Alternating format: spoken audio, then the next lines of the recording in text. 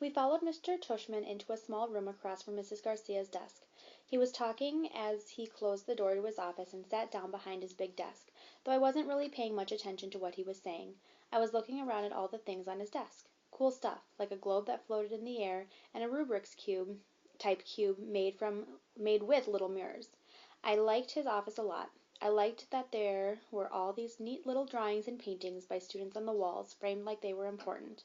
Mom sat down in a chair in front of Mr. Tushman's desk, and even though there was another chair right next to hers, I decided to stand beside her. "Why do you have your own room, and Mrs. G doesn't?" I said. "You mean why do I have an office?" asked Mr. Tushman. "You said she runs the place," I said. "Oh, well, I was kind of kidding. Mrs. G is my assistant. Mr. Tushman is the director of the middle school," Mom explained. "Do they call you Mr. T?" I asked, which made him smile. "Do you know who Mr. T is?" he answered. "I pity the fool," he said in a funny, tough voice, like he was imitating someone. I had no idea what he was talking about. "Anyway, no," said Mr. Tushman, shaking his head. "No one calls me Mr. T, though I have a feeling I'm called a lot of other things I don't know about. Let's face it, a name like mine is not so easy to live with. You know what I mean?" Here I have to admit I totally laughed because I knew exactly what he meant. My mom and dad had a teacher called Miss Butt, I said. "Augie," said Mom, but Mr. Tushman laughed. "Now that's bad," said Mr. Tushman, shaking his head. "I guess I shouldn't complain. Hey, so listen, August. Here's what I thought we would do today."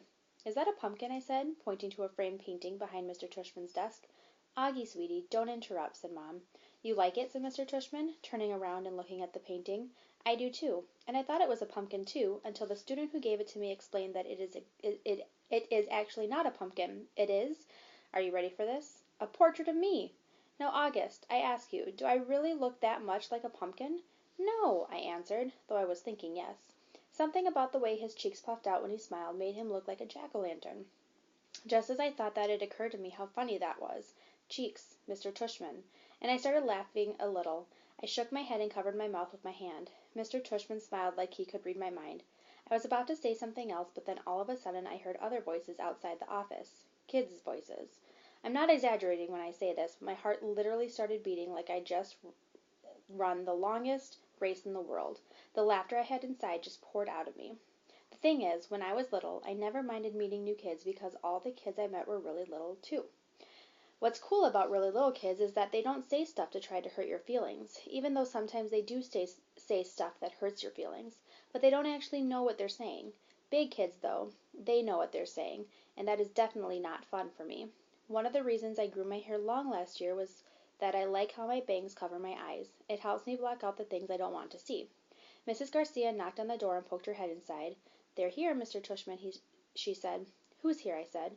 "Thanks," said Mr. Tushman to Mrs. Garcia. "August, I thought it would be a good idea for you to meet some students who will be in your homeroom this year. I figured they could take you around the school a bit, show you the lay of the land, so to speak."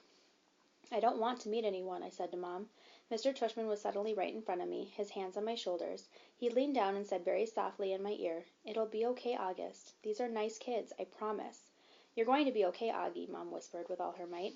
Before she could say anything else, Mr. Tushman opened the door to his office. "Come on in, kids," he said, and in walked two boys and a girl. None of them looked over at me or Mom. They stood by the door looking straight at Mr. Tushman like their lives depended on it. "Thanks so much for coming, guys, especially since school doesn't start until next month," said Mr. Tushman. "Have you had a good summer?" All of them nodded, but no one said anything. "Great, great," said Mr. Tushman. "So, guys, I wanted you to meet August, who's going to be a new student here this year. August, these guys have been students at Beecher Prep since kindergarten, though of course they were in the lower school building, but they know all the ins and outs of the middle school program.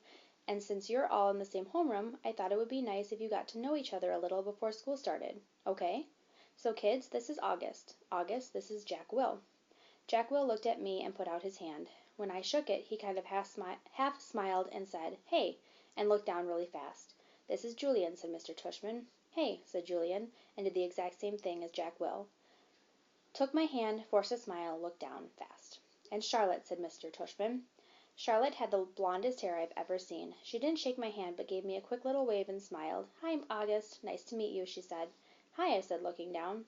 She was wearing bright green Crocs. "So," said Mr. Tushman, putting his hands together in a kind of slow clap, "what I thought you guys could do is take August on a little tour of the school. Maybe you could start on the 3rd floor? That's where your homeroom class is going to be, room 301. I think. Mrs. G is—" Room 301, Mrs. Garcia called out from the other room. Room 301, Mr. Tushman nodded. And then you can show August the science labs and the computer room. Then work your way down to the library and the performance space on the second floor. Take him to the cafeteria, of course. Should we take him to the music room? Asked Julian. Good idea. Yes, said Mr. Tushman. August, do you play any instruments? No, I said. It wasn't my favorite subject on account of the fact that I don't really have ears. Well, I do, but they don't exactly look like normal ears. Well, you may enjoy seeing the music room anyway, said Mr. Tushman. We have a very nice selection of percussion instruments. August, you've been wanting to learn to play the drums, Mom said, trying to get me to look at her, but my eyes were covered by my bangs as I stared at a piece of old gum that was stuck to the bottom of Mr. Tushman's desk. Great. Okay, so why don't you guys get going, said Mr. Tushman. Just be back here in, he looked at Mom. Half an hour, okay? I think Mom nodded. So is that okay with you, August? He asked me. I didn't answer. Is that okay, August? Mom repeated. I looked at her now. I wanted her to see how mad I was at her. But then I saw her face and just nodded. She seemed more scared than I was. The other kids had started out the door, so I followed them. See you soon, said Mom, her voice sounding a little higher than normal. I didn't answer her.